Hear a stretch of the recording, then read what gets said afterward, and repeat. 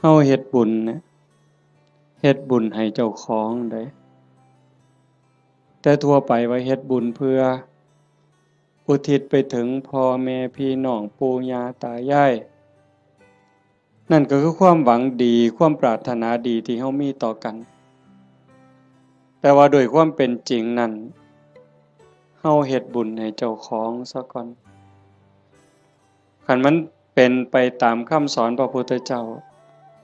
บุญเกิดขึ้นมีขึ้นตามเหตุผลถ้าเฮ็ดถูกต้องทำถูกต้องตามคำสอนพระพุทธองค์บุญมันเกิดขึ้นมีขึ้น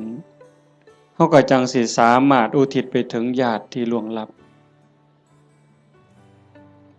แม้แต่บางเทื่อเฮาอุทิศไปแล้วญาติผู้ล่วงลับก็บ่แน่ใจว่าสิได้นำเฮาหรือบ่ง่ายปานใดเด้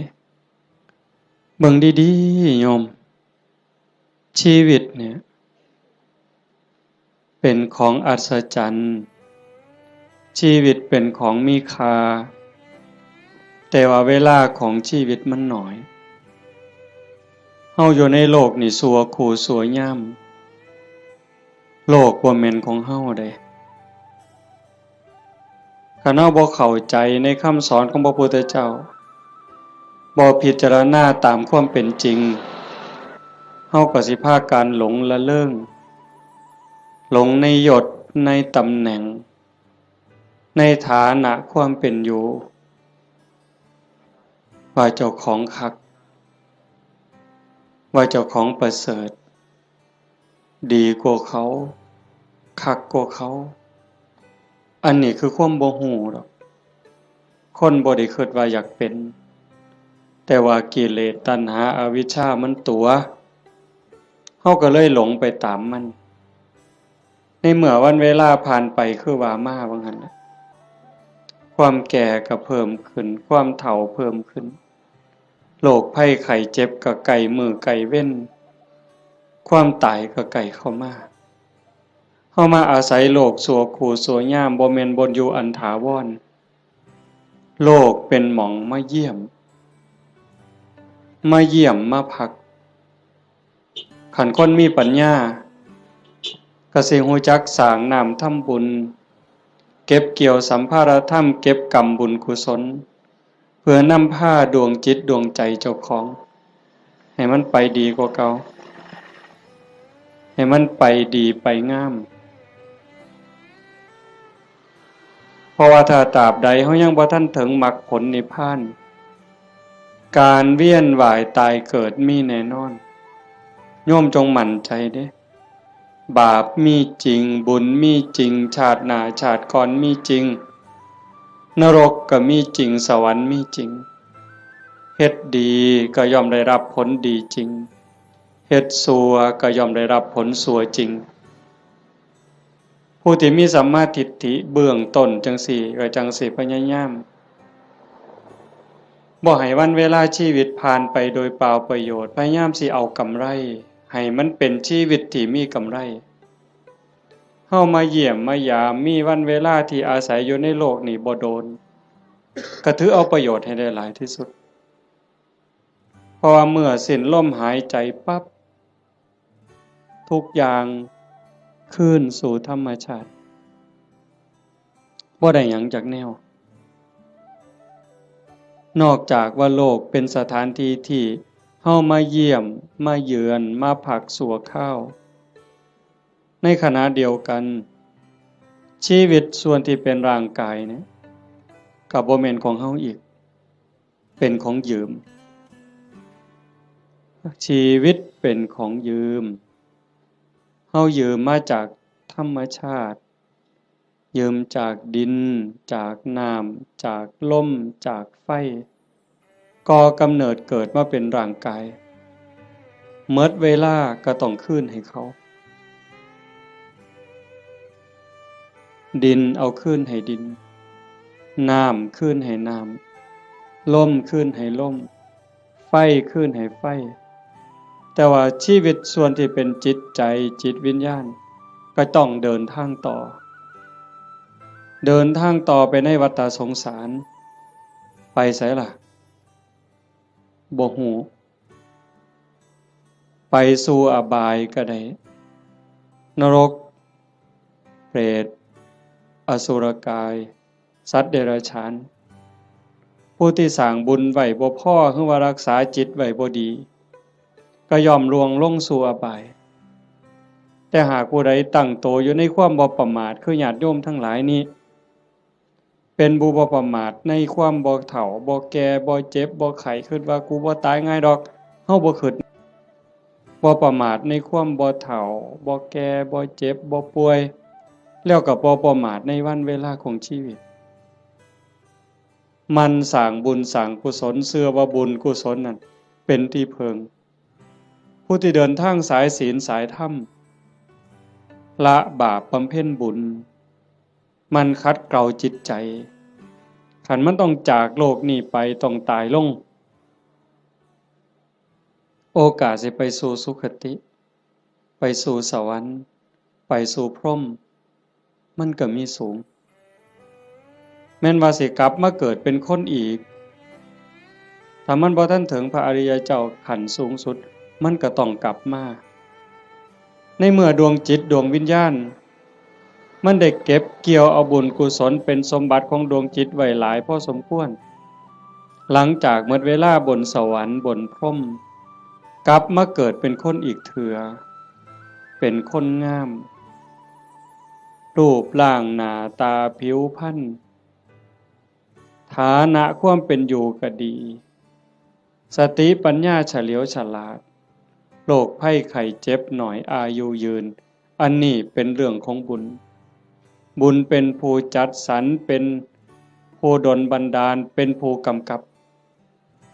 บุญนั่นจึงเป็นที่เพิงเป็นมิตรสหายในทุกๆสถานทุกการทุกเวลาแต่ว่าบาปนั้นมันตรงกันข้ามเป็นสิ่งตามหล่างตามพรานเป็นสิ่งที่ตามเผาล้นก่อให้เกิดความทุกข์ความเดือดร้อนคือผู้บ่ตั้งใจบ่เชื่อ สร้างบาปสร้างกรรมโดยกายวาจาใจความคิดก็บ่ถูกต้องคำเว้าก็บ่ถูกต้องการกระทำก็บ่ถูกต้องเฮ็ดอันใดก็หวังเอารัดเอาเปรียบผู้อื่นในชีวิตเป็นอยู่นี่ก็หาความสุขบ่พอมีความทุกข์อยู่เรื่อยมีความเดือดร้อนอยู่เรื่อยจากโลกนี้ไปก็ล่วงลงสู่อบายนรกเปรตอสุรกายสัตว์เดรัจฉานกลับมาเกิดเป็นคนอีกเถื่อทุกข์ลังเธอพิการตั้งแต่ในท้องตาบอดแน่หูหนวกแต่เกิดจังสิแข้งบ่ล่าขาบ่เกิงมือบ่ครบเป็นแนวใดโยมวะพิกลพิการทั้งร่างกายแล้วเกิดในตระกูลที่ยากจนขี้ร้ายพร้อมพิการพร้อมจนพร้อมโรคภัยไข้เจ็บหลายพ้อแต่แนวบ่ดีเดือดร้อนบ่จบบ่สิ้นอันนี้ก็คือบาปเป็นผู้กำกับบาปเป็นผู้แสดงเป็นผู้กำกับการแสดงแล้วก็ส่งผลก่อให้เกิดความทุกข์ความเดือดร้อนผู้บ่ประมาททั้งหลายก็จังพยายามขนขวายในการสร้างบุญแต่มาจังว่าอนุโมทนาสาธุกับญาติโยมโดยเฉพาะเจ้าภาพ จริงๆกับเจ้าภาพทุกคนเจ้าภาพทุกคนที่มาร่วมกันในมื้อนี้เฮาตั้งใจสิเฮ็ดบุญกุศลอุทิศไปถึงโยมพ่อใหญ่ตาโยมแม่ใหญ่พุทธอุทิศแปลว่าให้เฮ็ดบุญหวังสิส่งไปฮอดโยมแม่ใหญ่ตาโยมพ่อใหญ่พุทธบุญรัตน์อันนี้ก็คือเจตนาอันนี้คือความหวังตั้งใจของญาติโยมทุกคนแต่ว่ามันสิเป็นไปดังใจบ่อาตมาเว้าค้างไว้ตั้งแต่ตอนต้นๆลังเถื่อเฮาคิดจังหนึ่งคิดจากได้จังสี่แต่มันก็บ่แม่นคือใจเฮาคิดหมดคันคือใจเฮาคิดหมดเฮาก็คือสิเป็นเศรษฐีกันสู่คนบ่มีผู้ใดอยากทุกข์จากคนบ่มีผู้ใดอยากขี้ร้ายตั้งแต่เลขบ่ทันซื้อก็หวังว่าสิถูกอยู่บ่ บ่ต้องเว้าถึงซื้อแล้วเด้นี่อันนั้นคือความหวังถูกเลข3ตัวก็บ่เอาสำเร็จผู้ลางคนนี่อยากถูกฮอดรางวัลที่1บุญซื้อลอตเตอรี่หั่นแต่มันเป็นคือคิดบ่ล่ะตั้งแต่ของอยู่ในโลกนี่เห็นกันอยู่เว้ากันอยู่มันก็ยังบ่แม่นอันนี้สิเฮ็ดบุญให้ผู้ตายนี่ห้วยไกลแห้งไกลความคิดชาโนดโสนีพราหมณ์นั่นเพิ่นเป็นคนเฮ็ดบุญอยู่บ่อยๆแล้วก็อุทิศบุญหาญาติไปกราบทูลถามพระพุทธเจ้า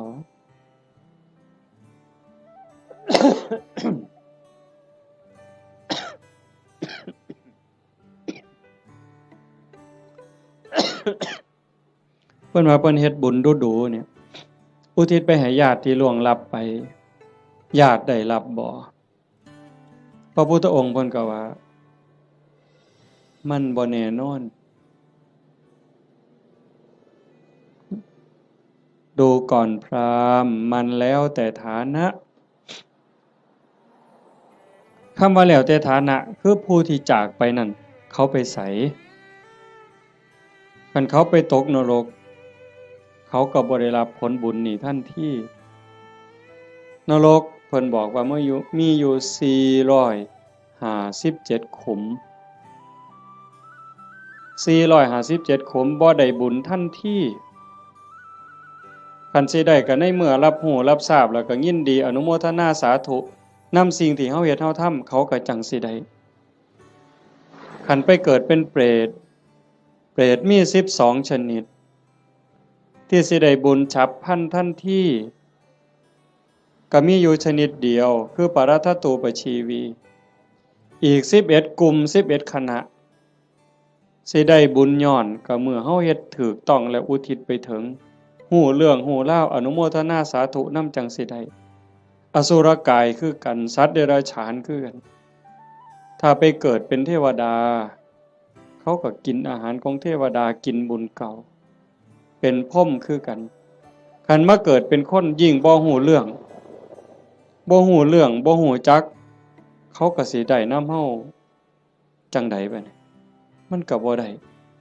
อันนี้คือฐานะของผู้ที่จากไปนั่นส่วนหนึ่ง2ผู้เฮ็ดบุญนี่เฮ็ดเป็นบ่เฮ็ดถูกตามคำสอนพระพุทธเจ้าบ่สมมุติว่าญาติเฮาที่ตายจากไปรอคอยส่วนบุญคอยอนุโมทนาเอาบุญนำเฮานี่แต่ว่าผู้เฮาเฮ็ดบุญนี่เฮ็ดเป็นบ่เฮ็ดถูกบ่เฮ็ดแม่นตามคำสอนพระพุทธเจ้าบ่คันบ่ได้เฮ็ดตามคำสอนพระพุทธเจ้าเฮ็ดบุญตามความคิดเฮ็ดบุญตามเขาว่าเฮ็ดบุญตามธรรมเนียมประเพณีมันก็บ่เป็นบุญผู้ทาคาถาเป่าทุกข์ก็ทุกข์อยู่ส่ำนั้นจังซั่นการเฮ็ดบุญเนี่ยมันจะต้องศึกษาทำความเข้าใจ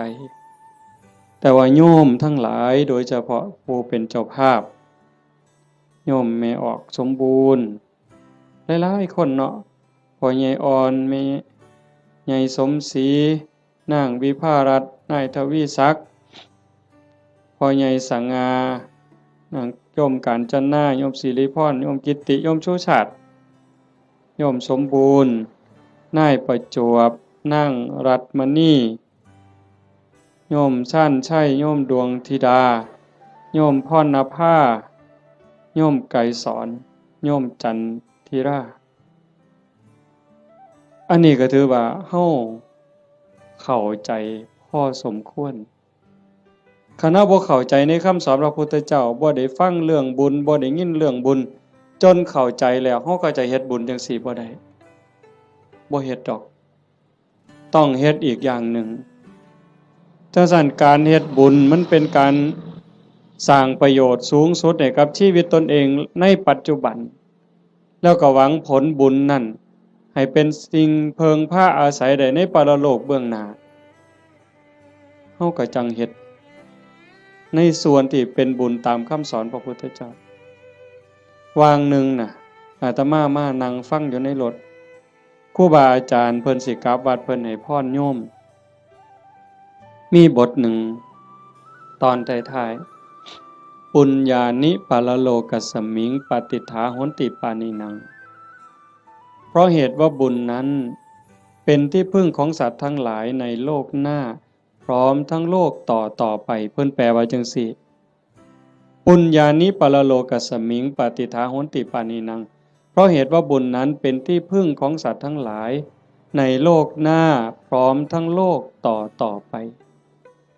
บุญนี่เป็นสื่อของความสุขเป็นสื่อของความดีความงามบุญนำมาซึ่งความสำเร็จนำมาซึ่งความเจริญเฮาได้ดังหวังตั้งใจนี่บุญเป็นผู้กำกับทั้งหมดบุญเป็นสื่อของความสุขความดีความงามนำมาซึ่งความสำเร็จบุญเป็นที่เพิงนอกจากบุญบ่มีอันใดเป็นที่เพิงอันถาวรเด้อโยมคิดเบิ่งดีๆเด้แม่นอยู่ดอกในขณะที่เป็นอยู่เฮาก็แสวงหาหมดนั่นล่ะเข้าของเงินทองชื่อเสียงอำนาจวาสนาบริวารญาติพี่น้องก็เพราะได้เพิงพาอาศัยกันในข้าวที่ยังอยู่แต่โยมพิจารณาเบิ่งดีบ่คนเฮาเพิงพาอาศัยกันได้จริงๆกันในข้าวที่มีศีลมีธรรมในใจเด้ในข้าวที่ทุกคนมีศีลมีธรรมเจือจานอยู่ในใจก็จังเพิงพาอาศัยกันได้คันถ้าศีลธรรมจืดจางไปจากใจแล้วผัวก็เพิงบ่ได้เมียก็เพิงบ่ได้ลูกก็เพิงบ่ได้โยมเปิดโทรทัศน์เบิ่งสิได้ยินเกือบซุมื้อเห็นเกือบซุมื้อผัวฆ่าเมียเมียฆ่าผัวพ่อแม่ฆ่าลูกลูกฆ่าพ่อแม่พี่น้องฆ่ากันหมู่ฆ่ากันผู้บางคนมีเงินหลายๆก็คิดว่าสิอยู่เย็นเป็นสุขบ่เงินนั่นล่ะพาเจ้าของเดือดร้อนนอกจากสิถือเขามาแย่งมาป่นมาจี้จับไปเรียกค่าไทยบางเทื่อเห็นว่าเจ้าของมีเงินหลายก็ไปข่มคนอื่นสร้างความเดือดร้อนให้ผู้อื่นก็โดนจับปรับไม้ใส่โทษเมื่อดีบ่ดีเขากู้เขายืมค่าปิดปากค่าล้างหนี้ก็มีเห็นบ่ล่ะมันจังบ่แม่นที่เพิงอันแท้จริงแต่ที่เพิงอันแท้จริงคือบุญคือโยมนั่งฟังเทศน์ฟังธรรมอยู่นี่เฮาได้เกิดมาเป็นคนเนี่ยคันบุญบ่หลายมันสิได้เป็นคนบ่เจ้าว่านกหนูปูปีกงัวควายสร้างม้าสัตว์เดรัจฉานทั้งหมดคันจะเว้าไปไล่ไปทั้งหมดตั้งแต่สัตว์นรกเวจีจนถึงภวกพรหมบ่มีผู้ใดที่บ่เคยพ่อเป็นแม่เป็นพี่เป็นน้องอาตมาบ่ได้เว้าเอาเด้พระพุทธเจ้าเว้าเด้ในวัฏฏะสงสารนี้ไม่มีใครเลยที่ไม่เคยเกิดเป็นพ่อเป็นแม่เป็นพี่เป็นน้องเป็นญาติร่วมสายโลหิตไม่มีใครเลยที่ไม่เคยเกิดเป็นสามีภรรยากันมาก่อนโยมอยู่นี่หลายๆคนเคยเป็นผัวเป็นเมียกับหนอนกับมดกับยุ่งที่มันมากัดเฮานี่นั่นคือวัฏฏะสงสารเป็นหยังเขาต้องไปเป็นแบบนั้นนั่นคือบุญเขาบ่พอสร้างบาปสร้างกรรมเฮามีบุญหลายได้รักษาศีล5ไว้มีกุศลกรรมบท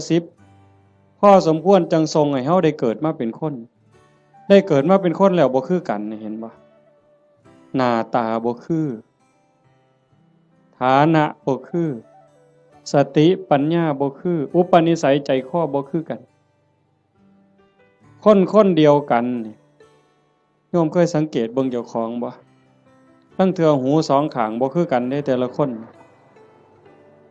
ตาสองข้างบ่คือกันเด้สังเกตเบิ่งเด้อหมู่พวกคนเฮาที่รู้จักกันตาสองข้างบ่คือกันตั้งเทื่อดังเนี่ยปีกจมูกเนี่ยบ่คือกันเด้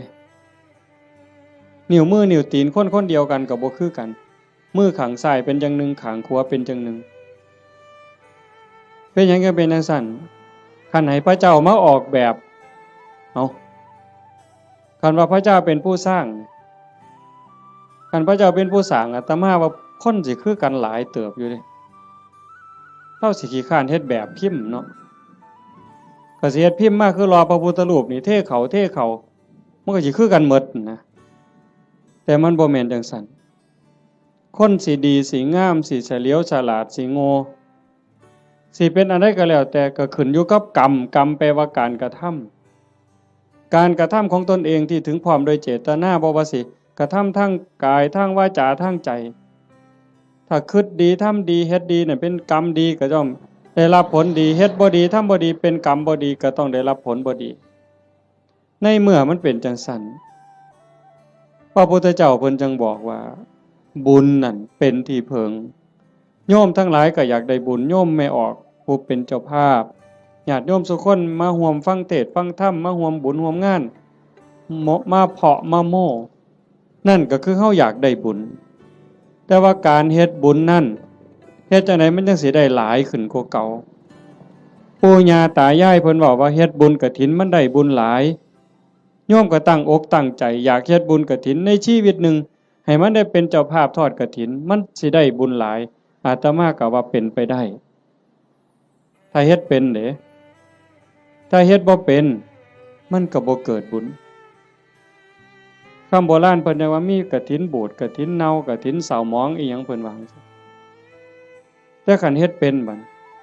มันก็งดงาม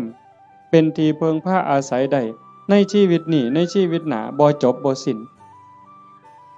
เพิ่นจังให้เฮาศึกษาทำความเข้าใจเรื่องบุญปุญญะเมวะโสสิกขยะอายตัตถังสุขินทริยังทานันจะสมจริยันจะเมตตาจิตตัญจะภาวเยเอเตธัมเมภาวยิตตวาตโยสุขังสมุทเยอภยาปัจฉังสุขังโลกังบันติโตอุปปัชชติถ้าบุคคลใดปรารถนาบุญอันเลิศพึงศึกษาทำความเข้าใจเรื่องบุญนั้นให้ดี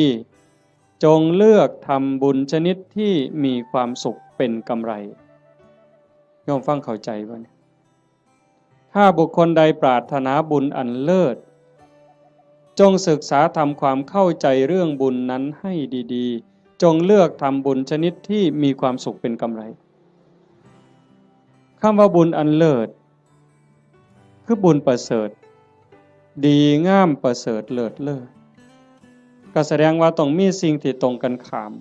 นั่นคือบุญกระจอกบุญบ่พอสิได้ประโยชน์ไปเนาะก็เอิ้นว่าบุญคือกันอยู่บุญกระจอกเป็นบุญชนิดที่มีความทุกข์เป็นกำไรเป็นบุญนอกคำสอนพระพุทธเจ้าเป็นบุญคิดเอาเป็นบุญตามเขาว่าเอิ้นชื่อว่าบุญคือกันบุญแข่งเหือเห็นบ่เป็นบุญบ่อนใดล่ะหมู่เจ้าว่าบุญบั้งไฟจังสิเอาเป็นบุญบ่อนใดเอาเฮาก็เอิ้นว่าบุญอยู่เด้นี่บุญบั้งไฟตั้งแต่ไปเตรียมทานนี่ก็เท่าใดเครือกเวลาเท่าใดหมดเงินหมดทองเท่าใดผัวเมียผิดกันเท่าใดหมดให้หมดหน้าไปเท่าใดได้ปาลูกปาผัวปาเมียเท่าใดนั่นบ่บุญตายเท่าใดพิการเท่าใดนั่นคือบุญบ่นะนี่บุญตามเขาว่าบุญแข่งเหือคือกันนั่นคือบุญกระจอกอาจสิลงทุนเป็นล้านผู้ว่าราชการจังหวัดมาเป็นประธานเปิดพุ่นได้เฮ็ดบักอย่างใหญ่นี่นั่นคันระดับจังหวัดก็ยังแต่คักหลายกว่าเก่าดีบ่ดีก็ฆ่ากันตายในงานนั้น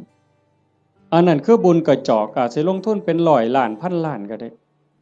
แต่บ่แม่นที่เพิงบ่ได้เป็นสมบัติของจิตของใจหยังเลยบุญตามเขาว่าบุญตามประเพณีอีกอย่างหนึ่งขันบุญในบ้านในชุมชนจังซี่แต่อาตมาเป็นเด็กน้อยคือบวชมาใหม่ๆก็ยังได้มีซุมื้อก็ยังเหลืออยู่แต่ก็น้อยลงในบางจุดพอเฮาเว้าดูชี้แจงดูอย่างว่าบ่มีเหล้าบ่มียาบ่เป็นบุญดอกบ่ขาหมูบ่ขางัวบ่ขาควายสู้กันกินนี่บ่เป็นบุญดอกบ่มีหมอร้องหมอลำบ่แม่นบุญดอกอันบุญจังซั่นเป็นบุญตามเขาว่าเป็นบุญกระจอกนอกพุทธศาสนาบุญชนิดนั้นมีความทุกข์เป็นกำไร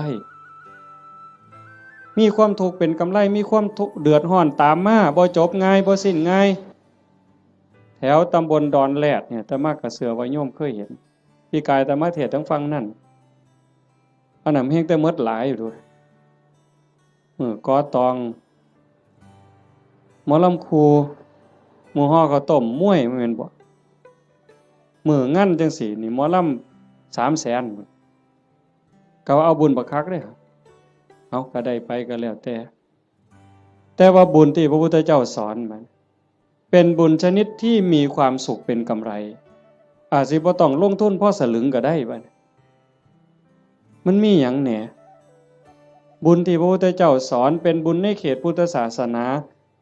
เป็นบุญสงบเย็นแล้วก็มีความสุขเป็นกำไรทานันจะท่านคือการให้การแบ่งการปันโยมให้ออกสมบูรณ์ต้อนรับพี่ในป่าพ่อลุงน่ะบ่าวน่ะสาวลูกเต่าเล่าหลานมาเพาะมะโม่บุญตั้งแต่น้ำเป่าๆน้ำดื่มธรรมดาแก้วหนึ่งต้อนรับกันโยมไม่ออกสมบูรณ์ก็สบายใจเห็นบ่ไหว้กันต้อนรับกันทักทายปราศัยเว้ากันดีๆซ้ำนี่ก็เป็นบุญบุญคือความสุขฟังให้ดีนี่บุญคือความสุขความอิ่มใจความเบิกบานใจแล้วบุญนั้นไม่มีโทษบ่แม่นม่วนซื่อๆเด้ต้องบ่มีโทษบ่มีภัยนำในโลกนี้ในโลกหน้าเก็บดอกไม้นะมาแต่ข้างหัวใส่พานยกใส่หัวบูชาพระรัตนตรัยความอิ่มใจก็เกิดนั่นบ่ต้องเสียหยังหลายยิ่งคือตอนเพลเฮาได้ถวายเพลยกสำรับกับเขาถวายครูบาอาจารย์ได้ไหว้พระได้รับศีลคันเข้าใจตั้งใจดีๆเกิดความสุขเกิดความอิ่มใจตรงนี้คันญาติพี่น้องเพิ่นอยู่ในฐานะที่สิได้เพิ่นก็ได้คันเฮาเฮ็ดถูกเฮ็ดแม่นนี่เพิ่นต้องได้คันเฮ็ดบ่ถูกบ่แม่นหมด100ล้านพันล้านก็บ่เป็นบุญบ่ได้นำจังว่าทานันจะท่านคือการให้การแบ่งการปันตั้งแต่อามิสทานวัตถุทานข้าวน้ำสามปลาโภชนาอาหารปัจจัย4ทั้งหมดที่เฮาถวายกับหมู่สงฆ์ก็แล้วแต่อันนี้มันเกิดความสุขขันยิ่งธรรมทานให้ความรู้ให้ความเข้าใจที่ถูกต้องให้คำแนะนำที่เป็นประโยชน์ในการดำรงชีวิตที่เป็นศีลเป็นธรรมเป็นไปเพื่อความถูกต้องดีงามอันนั้นเป็นธรรมทานอานิสงส์ก็ยิ่งใหญ่กว่าเก่าบัดคันเลยไปฮอดอภัยทานล่ะให้อภัยญาติโยมเคยเป็นอยู่บ่เฮาเครียดให้คนเครียดให้หมู่ก็ตามให้เอื้อยให้อ้ายก็ตามให้พี่ให้น้องก็ตามให้ลูกให้หลานหรือให้ลูกไผลูกเขยเฮาเครียดเฮาขมกักไว้ในใจนี่มันทุกข์มันอุกมันอังแต่คันเฮารู้จักให้อภัยปั๊บอโหสิปั๊บมันก็คือกับบงหนองบงเสียนเคยตำมือตำตีนตำแข้งตำขาก็เอาซ้ำมือนี่ล่ะไปเสียนไม้ไผ่น้ำขอบเตียงขอบหยังมันเตรียมตำมือเข้ามานี่มันก็บ่พอล้มพอตายแต่มันนั่นเดียดอยู่เรื่อยบัดเฮาตัดสินใจบงออกเคลียร์เอาหนามนั่นออกเอาเสียนนั่นออกปั๊บโล่งการให้อภัยก็เป็นจังซั่นฝีจังสิโยมเคยเป็นฝีบ่แต่ต่อมาเป็นเด็กน้อยฝีอยู่ก้นอยู่กับโพกโยมไม่ออกเพิ่นกีบักเขียบแหงกับเปลือกบักงิ้วกีจนมันใหม่ดำๆเอามาผสมกับปูนเคี่ยวหมากเอามาแปะมันดูดจูดปวดแต่มันคือยับออกปืดบ่โดนหัวฝีหลุดปกออกมาเศร้าเจ็บเศร้าปวดทันทีนั่นคือท่านเด้นี่อามิสทานก็มีประโยชน์บ่น้อยอานิสงส์บ่น้อย อานิสงส์สิเป็นขันเป็นตอนขันเรามันสิยาวโพดเอาง่ายๆซ้ำพื้นฐานเนี่ยซ้ำสิเอาบุญเนาะโยมเนาะคือแม่ออกแม่ครัวเนี่ยเฮ็ดอยู่เฮ็ดกินคือมาจังซี่ล่ะโจมปลาเขาพระน้ำสู้กันกินแล้วบัดกินแล้วสิเอาถ้วยเอาซ้ำไปล้างคันแม่ครัวเข้าใจจักน้อยสิเอาบุญเนี่ยเศษอาหารนี่เคลียร์ลงขยะแล้วมีแต่คราบไขมันคราบน้ำแกงเอียงต่างๆที่มันติดอยู่กับถ้วยกับจานแม่ครัวเอาน้ำเทใส่แล้วก็มือลูบในแก้วในถ้วยในจานนั่นแล้วก็คิดในใจก่อนสิเทน้ำลงดินโอ้ยน้ำเศษอาหารรสชาติอาหารติดอยู่กับน้ำนี่เทลงไปในดินให้สัตว์อาศัยในดินมันได้กินเด้อพวกขี้ไก่ดักไก่เดือนไก่มันได้กินแล้วไก่มันอยู่ดีมีแห้งสุขกายสุขใจเด้อแล้วเทลงไปปุ๊บซ้ำนั่นพระพุทธเจ้าว่าเป็นบุญที่นับประมาณไม่ได้แค่นี้เด้อโยมเพราะท่านได้เป็นหยังย้อนได้นี่เป็นบุญหลายจนนับประมาณบ่ได้ซ้ำเฮานับบ่ได้แล้วว่าฝนตกเนี่ยมันจักเม็ดแม่น้ำมูลแม่น้ำโขงแม่น้ำเจ้าพระยาหรือน้ำในทะเลเฮานับบ่ได้ว่ามันจักซ่อนจักแก้วจักขวดจักลิตรจักแองจักโองเฮาบ่สามารถจะนับได้เพียงแค่เฮาเทน้ำล้างถ้วยล้างจานลงในดินแต่เจตนาให้พวกเชื้อโรคพวกขี้ไก่เดือนให้มันได้กินซ้ำนี่ก็บุญมหาศาลพระพุทธเจ้าเพิ่นก็ยังไล่ขึ้นมาจากสัตว์เดรัจฉานร้อยเทื่อพันเทื่อก็บ่สู้ให้คนขี้เมาคนบ่มีศีลบ่มีธรรมตีหัวหมาด่าแม่คนคันให้พวกนี้เทื่อเดียวก็ได้หลายกว่าให้สัตว์เดรัจฉานร้อยเทื่อพันเทื่อให้คนบ่มีศีลบ่มีธรรมจังสันร้อยเทื่อพันเทื่อก็บ่ได้บุญหลายเท่าให้โยมผู้มีศีลหาเทื่อเดียวเพราะว่าคนมีศีลมีธรรมมันสิเฮ็ดโลกนี่สงบร่มเย็นแล้วก็เป็นประโยชน์นำกันอีกให้คนผู้มีศีลหาร้อยเทื่อพันเทื่อก็บ่ได้บุญหลายเท่าให้ผู้มีศีล8พอใหญ่แม่ใหญ่เฮาไปจำศีลอยู่วัดในมื้อวันพระวันศีลหรือมีงานปฏิบัติธรรมไปนุ่งขาวห่มขาวนั่นล่ะเป็นเนื้อหน้าบุญผู้ศีลหาบริสุทธิ์ร้อยเทื่อพันเทื่อก็บ่ได้บุญหลายเท่าให้ผู้มีศีล8เทื่อเดียวให้ผู้มีศีล8ร้อยเทื่อพันเทื่อก็บ่ได้บุญหลายเท่ากับให้เน้นน้อยผู้เดียวได้บัดเน้นน้อยศีล10เด้ให้เน้นน้อยศีล10ร้อยเทื่อพันเทื่อก็บ่ได้บุญหลายเท่ากับให้พระภิกษุศีล227เทื่อเดียวให้ผู้พระภิกษุเนี่ยศีล227ร้อยเทื่อพันเทื่อก็บ่เกิดบุญหลายเท่ากับให้นักบวชนอกศาสนาที่เขาฝึกฝนอบรมบ่มจิตบ่มใจจนคมราคะความรู้สึกระหว่างเพศขาดสะบั้นลงแล้วไล่ขึ้นมาอีกเป็นเก่าชั้น10ชั้นพุ่นบ่ไล่ดอกจนฮอดพระพุทธเจ้าจนฮอดสงฆ์ที่มีพระพุทธเจ้าเป็นประธานอานิสงส์ก็หลายขึ้นให้กับคณะสงฆ์ที่มีพระพุทธเจ้าเป็นประธานร้อยเทื่อพันเทื่อก็บ่ได้บุญหลายเท่ากับสร้างวิหารกันแดดกันฝนกันลมสร้างวิหารร้อยหลังพันหลังก็บ่ได้บุญหลายเท่ากับให้ธรรมะเห็นบ่บัดนี้ตัวนี้บ่เสียหยังแล้วเด้บัดบ่สู้ให้ธรรมะเป็นท่านในความรู้ให้ความเข้าใจอย่างว่าให้ธรรมะเป็นท่านก็ได้บุญได้กุศลมาอยู่ได้บุญได้เกิดความร่ำรวยได้เกิดความงามความดีแต่ว่าบางเทื่อมันก็ยังแบกศาลานั่นกูก็สร้างกุฏินี่ก็สร้างโบสถ์ก็สร้างกฐินก็เฮ็ดซุปี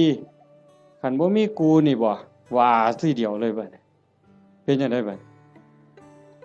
ดีบ่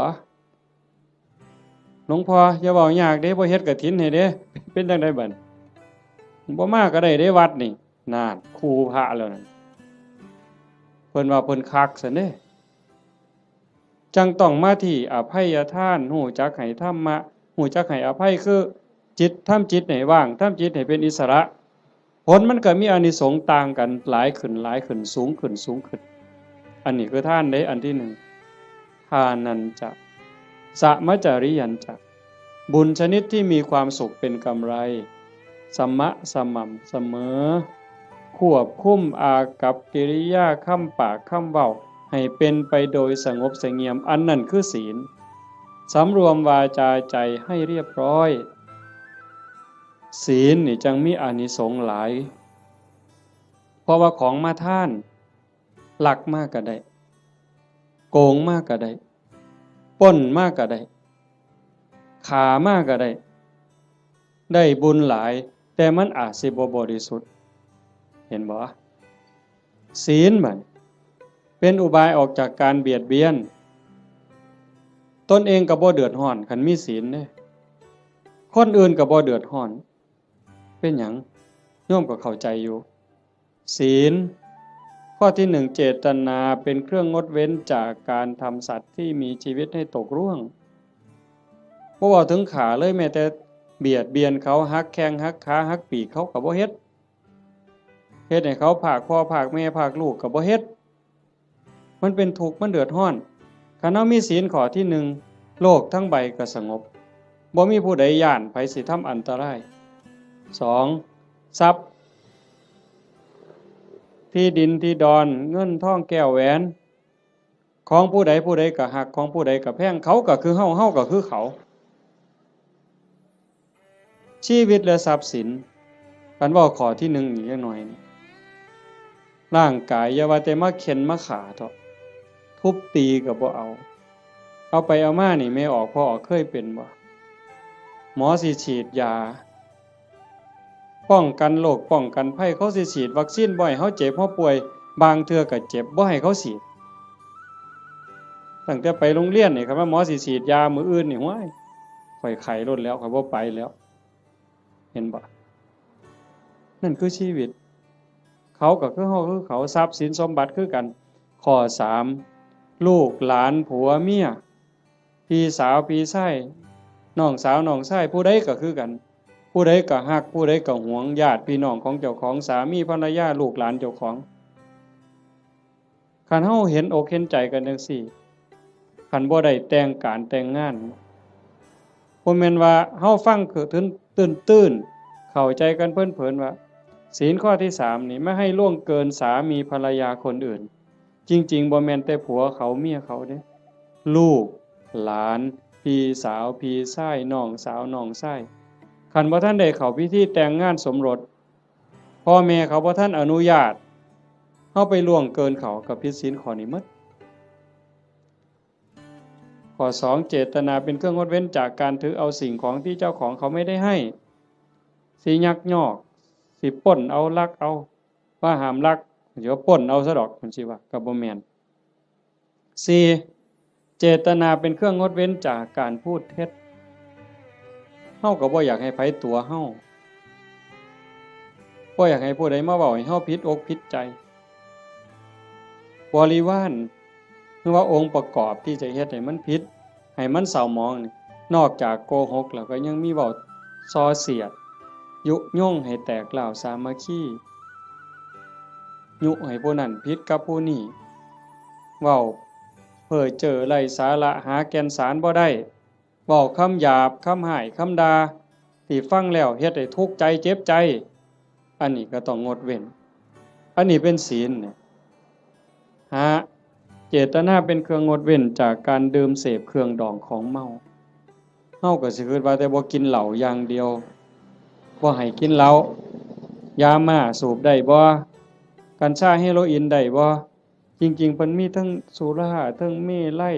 ทั้งของเมาต่างๆคันเฮาไปเสพไปสูบทั้งอมทั้งดมทั้งเคี้ยวเฮ็ดให้ขาดสติสัมปชัญญะบางเทื่อเป็นบ้าอย่างมันคั่งยาบ้าจับแม่เจ้าของปาดคอพ่อเจ้าของปาดคอมันดีบ่ใดบัดคันเฮาเฮ็ดได้จังซี่มันก็เป็นเครื่องคุ้มครองบ่เบียดเบียนตนเองบ่เบียดเบียนผู้อื่นความเดือดร้อนก็บ่ต้องเกิดขึ้นในโลกในสังคม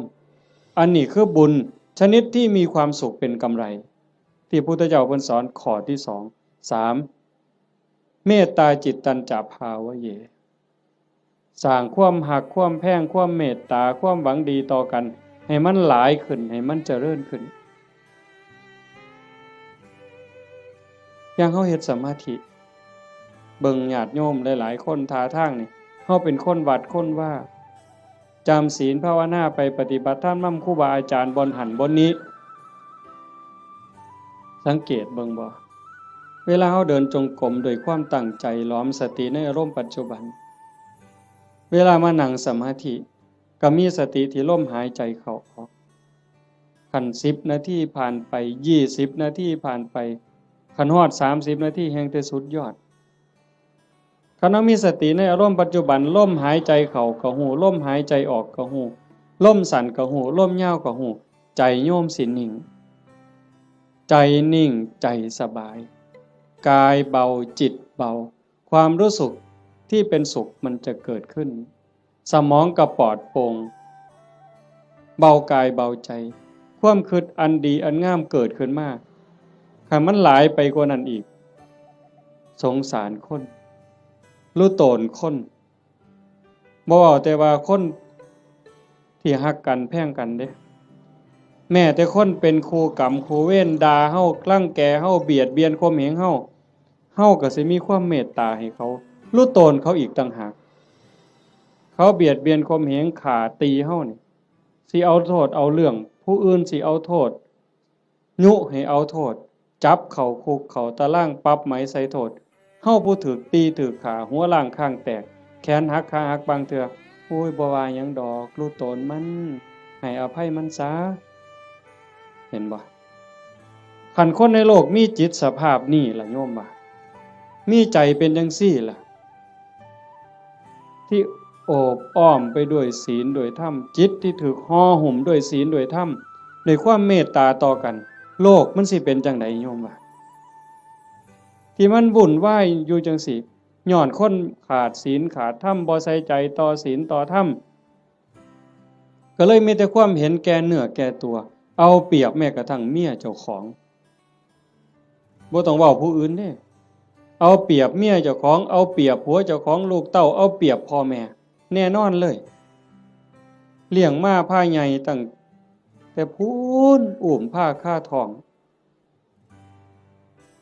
ยากปานใดไม่ออกหูดีบ่ต้องจักถามดอกว่าพ่อแม่สิฮักเฮาส่ำใดห่วงใยเฮาส่ำใด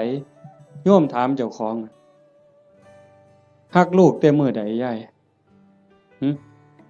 ถามจักหน่อยนี่โยมฮักลูกแต่มื้อใดเกิดไสเกิดจากท้องหรือเกิดในท้องบ่ยายว่าเกิดออกจากท้องมาฮักเลยแต่อาตมาเห็นว่าผู้บางคนนี่ส่วนหลายฮักตั้งแต่ว่าลูกมีในท้องว่าตั้งท้องแล้วฮักเลยลุกก็ระวังย่างก็ระวังกินก็ระวังนอนก็ระวังสิกินอันใดลงไปคันถ้าแม่นเจ้าของมักปานใดเคยกินเคยแซ่บแต่คันว่ามันสิเฮ็ดให้ลูกแสบลูกร้อนหยุดนั่นคือความฮักเด้ฮักตั้งแต่ว่าลูกอยู่ในท้อง9เดือน10เดือนคลอดมาก็เกือบล้มเกือบตายเชื่อว่าทุกคนนี่มือออกลูกนี่บ่มีผู้ใดม่วนปานใดดอกเทิงห้องเทิงไห้จมให้ผัวซ้ำผู้บางคนเครียดให้ลูกบ่สร้างลูกบ่ว่าฮักตั้งแต่คาท้องบ่ฮู้ซ้ำว่าลูกในท้องนี่มันสิเป็นผู้หญิงหรือเป็นผู้ชายสิพิการบ่สมบูรณ์บ่สิขี้ร้ายหรือสิงามสิเกิดมาทำร้ายเจ้าของบ่สิเป็นคนดีหรือเป็นคนชั่วบ่เกี่ยวกันบ่สนใจเลยฮักอย่างเดียวบัดลูกเกิดมาแล้วเลี้ยงมาลำบากปานใดหมดข้าวจักเหล้าตัวสิใหญ่แต่ละคนหมดเสื้อผ้าจักผืนหมดเงินจักแสนแต่งการแต่งงานให้แล้วบ่เฮ็ดเฮือนเฮ็ดซ่านให้อีกแล้วบ่มีทางออกลูกมาก็มาให้แม่เลี้ยงพ่อเลี้ยงคือเก่าพูดไปหาซื้อขนมกินอยู่กรุงเทพพอหลานมาให้ยายเลี้ยงแทนที่สิได้ลงวัดลงว่าจังหันจังเพี้ยนบ่ค่าหลานยายบางคนก็พะโล้เด้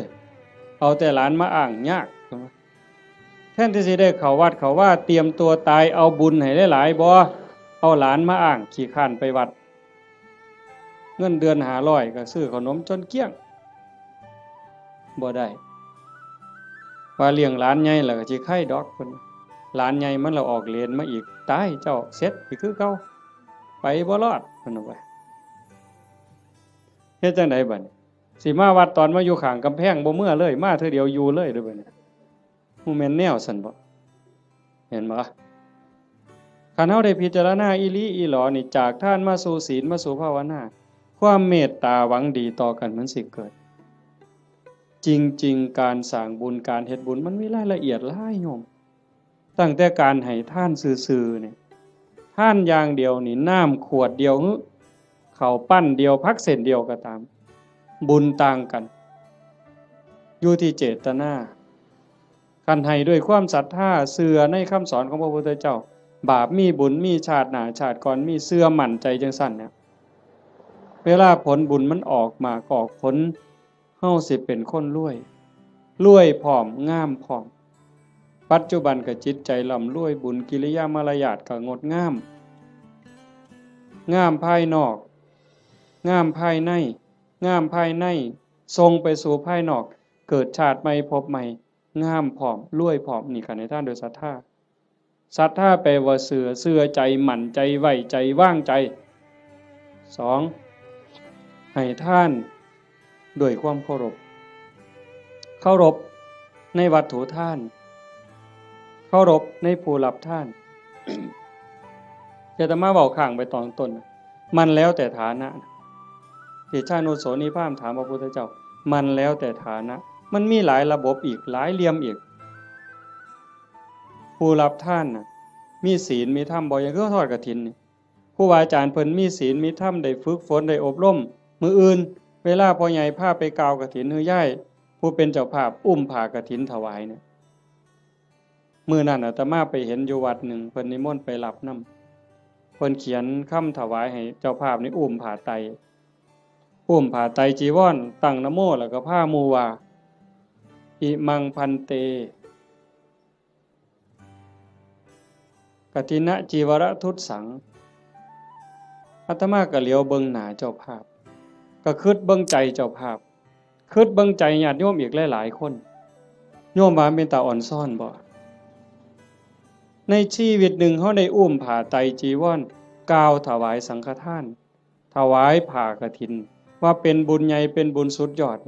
มันสิเป็นความภูมิใจสิเป็นบุญปานใดโยมว่าคิดเบิ่งเด้อยายชีวิตหนึ่งนี่เฮาให้ได้เฮ็ดคันบ่ได้เฮ็ดกองใหญ่เป็นเรื่องเป็นราวคือเพิ่นกลับไปห่วมเพิ่นเฮ็ดได้อันนี้คือสิ่งที่ได้เด้บุญเนี่ยติดตามไปในโลกนี้โลกหน้าหน้าที่ไผได้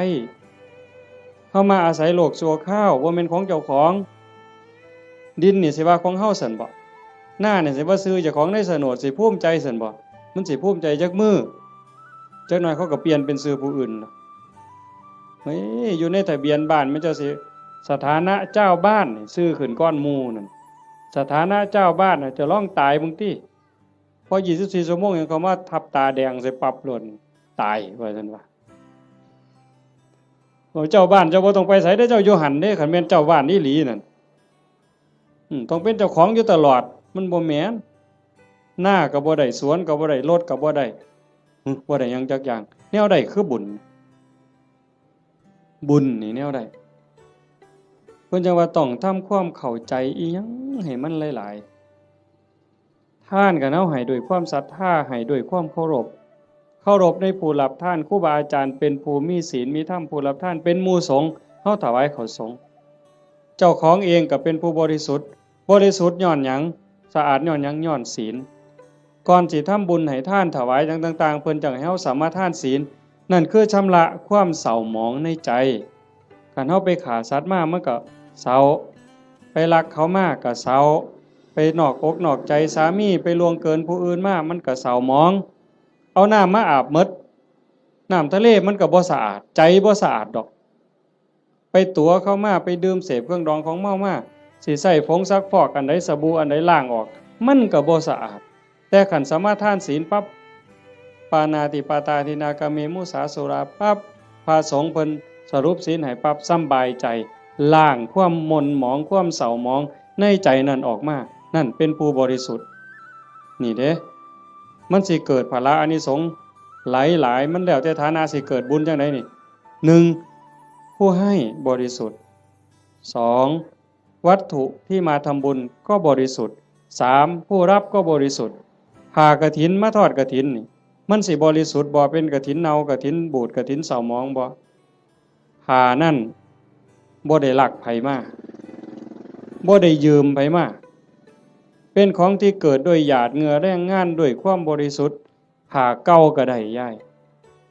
ผ่าเก่าก็ได้กลางเก่ากลางใหม่ก็ได้ผ่าใหม่ก็ได้ผ่าบางสุกุลก็ได้ไปเก็บมาจากกองขยะผุ่นก็เป็นกฐินได้